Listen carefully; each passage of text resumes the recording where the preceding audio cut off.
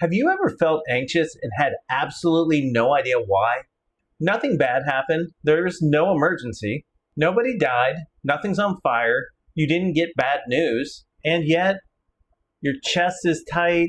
Your brain is running. Something feels off and you just can't explain it.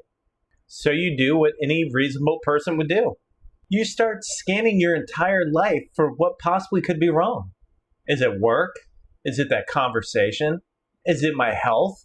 Is it something I forgot? Is it something I said? Is it something coming that I haven't even thought of yet? And now you're even more anxious than you were when you started. Here's what is actually happening. Your brain is a smoke alarm, and sometimes there is a fire. Sometimes there's toast. Sometimes the battery's just low. But your body hears the alarm and reacts the exact same way every single time. In this video, I'm going to show you why this happens, why scanning for the reason makes it worse, and a simple way to handle it that actually works. I remember days when everything looked fine on paper. Good day at work, nothing blew up, no major problems.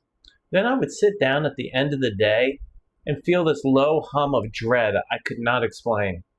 And my brain, being the incredibly helpful organ it is, immediately started looking for the reason. Because obviously if I could identify the threat, I could neutralize it. Except there was no obvious threat. So I just kept looking. And the longer I looked, the worse it got. Because now I was anxious about being anxious, which is its own special kind of miserable. What I did not understand at the time is that I had been running on empty for weeks. Deadlines, decisions, pressure. Stuff I was holding for other people. I had been pushing through all of it without actually processing any of it.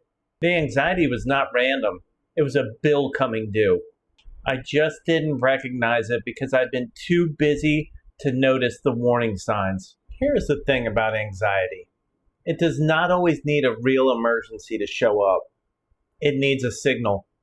The signal could be pressure you've been carrying all week. It could be exhaustion. It could be a decision you've been putting off. It could be uncertainty about something you can't control. It could be a physical sensation that your brain decided to flag as suspicious. When you say you're anxious for no reason, what you usually mean is you are anxious for no obvious reason. A reason may be there.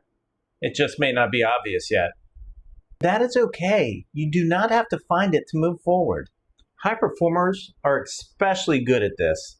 You push through, you perform, you manage, you stay in control, and you ignore every signal your body sends you because there's always something more important to deal with first. And then you sit down on a Tuesday evening when nothing is wrong and you wonder why you feel awful. That is not random. That is a backlog. Now here is the mistake most people make. They try to think their way out of it. They scan harder. They analyze more. They try to solve the anxiety like a mystery. But your brain is already in alarm mode. And a brain in alarm mode cannot think clearly. You cannot logic your way out of a feeling. You have to calm the alarm first. Then, and only then, can you look for useful information. Here is a simple 5-step framework I call reset the alarm. The next time anxiety shows up for no obvious reason, run through this. Step 1, name the alarm. Say it out loud or in your head. My alarm is going off right now. That is it. Just name it. You are not inside the anxiety anymore. You are looking at it. That one shift alone takes away some of its power. Step 2, check for one real action. Ask yourself one question. Is there something I can actually do about this right now? Not tomorrow, not someday, right now. If yes, do it or write it down with a time. If no, it is toast. It's not a fire. Your alarm went off, but there's nothing to put out. Step 3, calm the body. Your nervous system is activated. You need to give it a signal that it is safe. Slow your breathing down. Breathe in for 4 counts. Hold for 4. Out for 4. Do it 3 times. You are not meditating. You are just telling your nervous system the emergency is over. Step 4, stop interrogating yourself. No more scanning, no more analyzing, no more trying to solve it. You checked for a real action, there was not one. Continuing to investigate is not problem solving. It is just feeding the alarm more fuel. Step 5, return to what is actually happening now. Not what might happen, not what happened earlier, right now. Move your body, start a task. Do something with your hands. Give your brain something real to focus on. Something that is actually in front of you right now. You are not trying to make the anxiety disappear.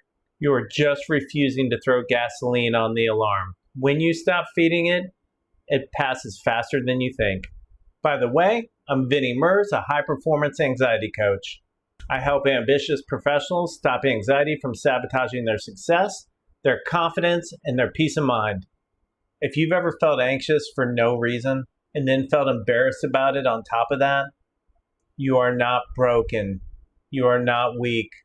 You are someone who's been carrying a lot, and your brain is doing exactly what it was built to do. It is just a little too good at its job sometimes. The goal is not to never feel anxious. The goal is to stop letting the alarm run your entire life when there is no actual fire. This is something you're dealing with regularly, and it is starting to affect your performance, your confidence, or your peace of mind. That is exactly what my 30-minute strategy session is for. It is a clarity and fit conversation. We'll identify what's keeping you stuck, what your goals actually are, and whether my coaching process is the right fit for you.